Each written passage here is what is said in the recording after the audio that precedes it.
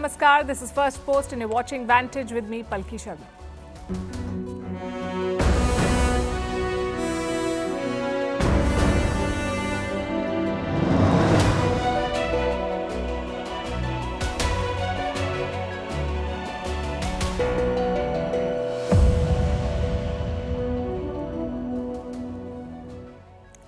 We start again with the Canada story. Justin Trudeau has spoken again. He says he will not provide proof, but he wants India to cooperate in the investigation.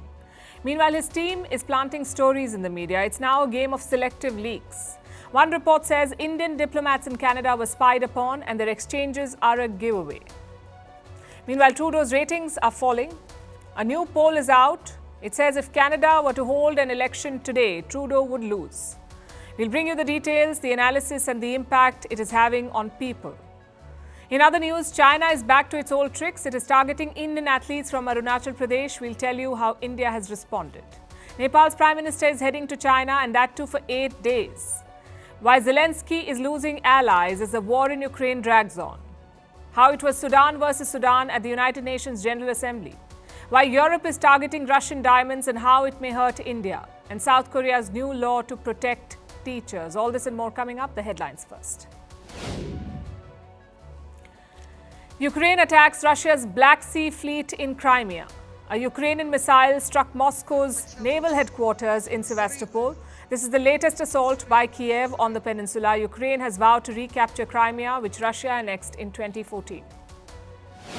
Iran and Djibouti restore ties after 7 years. The decision comes after Iran and Saudi Arabia resumed diplomatic relations. In 2016, the African nation had severed ties with Tehran in support of Riyadh. Djibouti sits on one of the world's busiest shipping routes. THAKSIN could act as an advisor to the new government of Thailand. His party leads the ruling coalition in the country. THAKSIN is currently serving a jail term after returning to Thailand last month. The 74-year-old was ousted in a military coup in 2006. A blockbuster movie is scaring Chinese tourists away from Thailand. The Chinese movie No More Bets talks about cybercrime in Southeast Asia. It shows an unnamed country very similar to Thailand. The Thai economy depends heavily on tourism, particularly from China. MOTOGP says sorry to Indian fans after displaying a map of the country without Kashmir. Angry fans took to social media to protest, prompting the apology. The premier global motorbike competition is holding its first ever race in India. And this is a conference you won't be able to shake it off. Australia will host an academic convention on Taylor Swift.